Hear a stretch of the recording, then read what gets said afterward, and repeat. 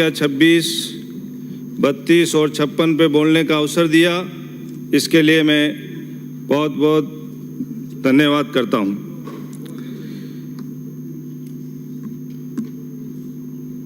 युवाओं के मामले में मैं सभापति जी 2 पंक्तियों से अपनी बात कहना चाहता हूं कि ना जीतना जरूरी है, ना हारना जरूरी है। जिंदगी एक खेल है, उसको खेलना जरूरी है, उसको खेलना जरूरी है।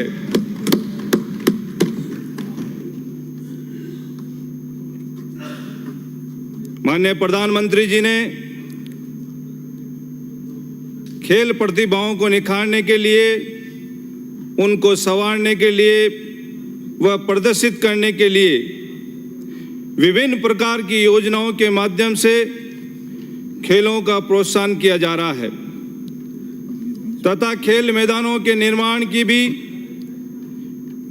स्वीकृति दी जा रही है और राज्य सरकार भी इसके लिए कदम से कदम मिलाकर चल रही है। लेकिन मैं एक बात कहना चाहता हूं कि राजस्थान के ग्रामीण जितने भी विद्यालय हैं, उन विद्यालयों में जो खेल मैदान स्वीकृत हुए हैं, उन खेल मैदानों पर आधे से ज्यादा अतिक्रमण हैं और वो अतिक्रमण इसलिए हैं कि उन खेल मैदानों पर 4 दीवारी नहीं है, वो खुले हैं। इसलिए मैं सरकार का ध्यान आकर्षित करना चाहता हूं कि जितने भी खेल मैदान जो स्वीकृत हैं, उन पे 4 दीवारी कराकर विद्यालय को सुपुर्द किया जाए। ऐसे ही मैं माननीय खेल मंत्री जी से निवेदन करना चाहता हूं कि गांवों में जो युवा है वो सेना में भर्ती होकर देश की रक्षा के लिए कार्य करना चाहते हैं। निरंतर व्यायाम और खेल कूद के माध्यम से अपने शरीर को दुरुस्त रखने के लिए निरंतर जो है मेहनत करते हैं, लेकिन अब वहाँ पे सुविधा के अभाव से वो पिछड़ जाते हैं। मैं आपके माध्यम से कहना चाहता हूं कि हर ग्राम पंचायत के अंदर ओपन जिम की स्थापना की जाए, जिससे ग्रामीण युवाओं को अपने शरीर और अपनी स्टेमिना बढ़ाने के लिए उनको सुविधा मिल सके। अभी यहाँ पर मेरे पूर्व सदस्यों ने भी इस विषय पर जिक्र किया कि आज की हमारी युवा पीढ़ी जो नशे की ओर आगे बढ़ रही है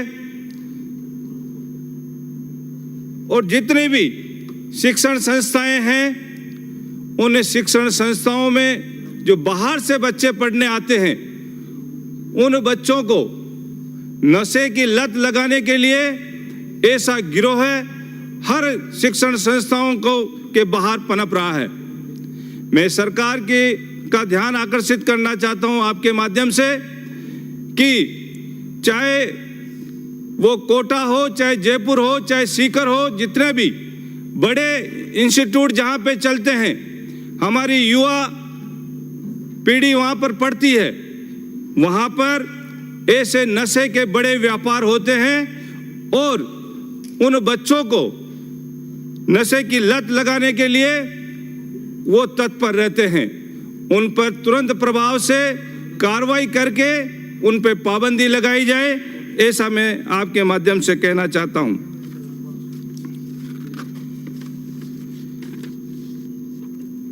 युवाओं को अगर रोजगार मिलेगा, वो काम में व्यस्त रहेंगे।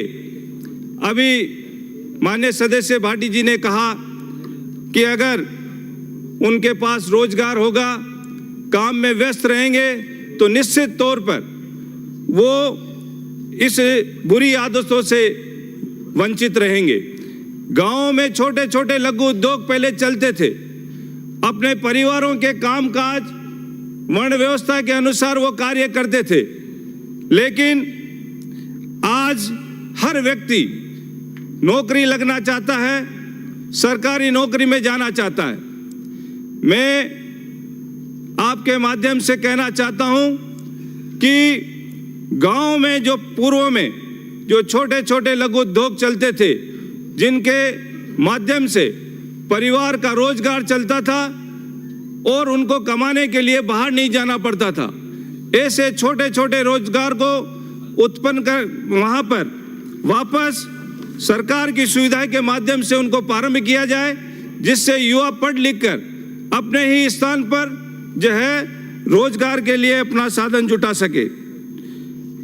पिछली सरकार में विवेकानंद हॉस्टल की स्थापना की गई थी।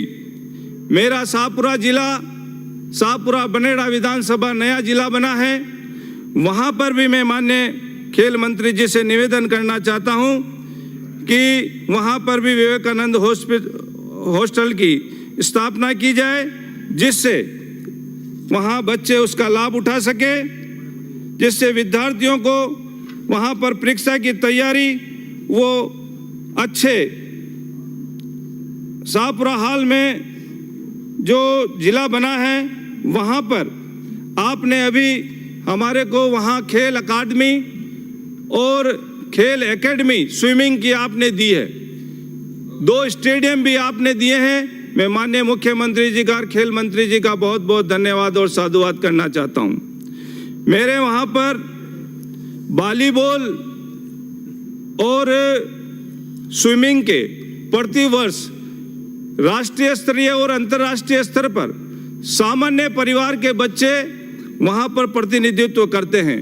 मैं माननीय खेल मंत्री जी से निवेदन करना चाहता हूं कि आप थोड़ा अगर उधर ध्यान देंगे तो स्विमिंग के और वॉलीबॉल के वहां पर बहुत अच्छे खिलाड़ी हैं। अगर उनको सुविधा मिलेगी तो निश्चित तौर पर वो लोग अपने मेरे शाहपुरा विधानसभा का ही नहीं पूरे राजस्थान का और देश का नाम रोशन करेंगे।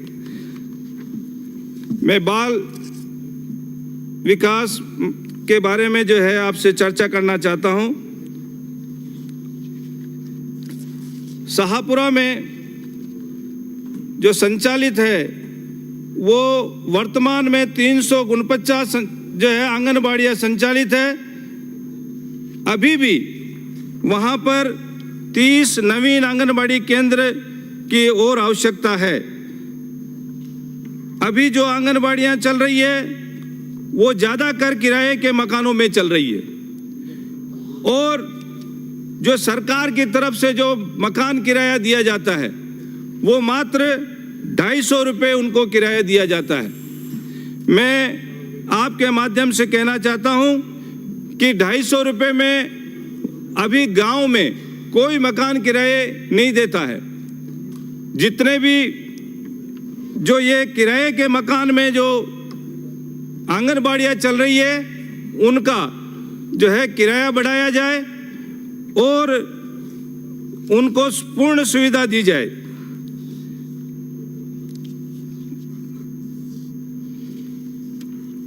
वर्तमान में मेरे शाहपुरा विधानसभा में नए आंगनबाड़ी केंद्र जो ग्रामीण क्षेत्र में जो है वो 30 केंद्र की और जो है डिमांड है, और शहरी क्षेत्र में 26 केंद्रों की और जो है जरूरत है। आंगनबाड़ियां जो मेरे वहां पर जो अभी संचालित है उसमें से 62 केंद्रों पर जो आंगनबाड़ियां चल रही है वो जर्जर अवस्था में है, उनको मरम्मत कराने की आवश्यकता है, इसलिए उनको जो है मरम्मत करवाई जाए। बहुत से आंगनबाड़ियों के अंदर 127 केंद्रों पर जो है विद्युत कनेक्शन नहीं है, जिससे आंगनबाड़ी में आने वाले बच्चे बिना लाइट के वहां पे रहते हैं। तो ऐसी 127 आंगनबाड़ी केंद्रों पर जो है लाइट की व्यवस्था कराई जाए। भी हो गया, ये भी हो गया। माननीय सभापति जी, शाहपुरा विधानसभा में औद्योगिक दृष्टि से वहां पर किसी भी प्रकार की कोई इकाई नहीं है।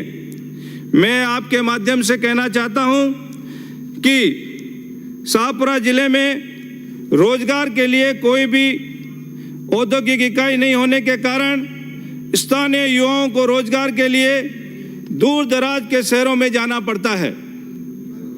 यहाँ के निवासी केवल कृषि पर रोजगार पर निर्भर है। वर्षा नहीं होने पर घर परिवार छोड़कर अन्य जिलों में काम करने के लिए जाना पड़ता है।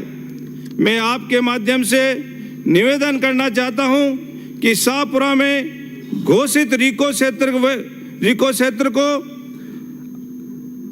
वहां पर औद्योगिक इकाइयों की स्थापना हेतु किन्हीं कंपनियों से MIU आदि पर नवीन औद्योगिक इकाइयों को स्थापित करवाने की कृपा करें। जिला मुख्यालय पर उद्योग क्षेत्र भी स्थापित करवाएं, जिससे जिला शाहपुरा में भविष्य में रोजगार व उद्यमिता की अपार संभावनाएं हैं, जिसके जिला उद्योग केंद्र छोटे व्यवसायों के विकास में प्रमुख भूमिका निभाते हैं। देश में प्रत्येक जिले में एक जिला उद्योग केंद्र स्थापित करने का प्रावधान है, ताकि जिला मुख्यालय पर लघु व कुटीर उद्योगों के विकास के लिए केंद्र बिंदु बनाया जा सके। एक ही आधार पर छोटे और ग्रामीण उद्यमियों को आवश्यक सभी सेवाएं और सहायता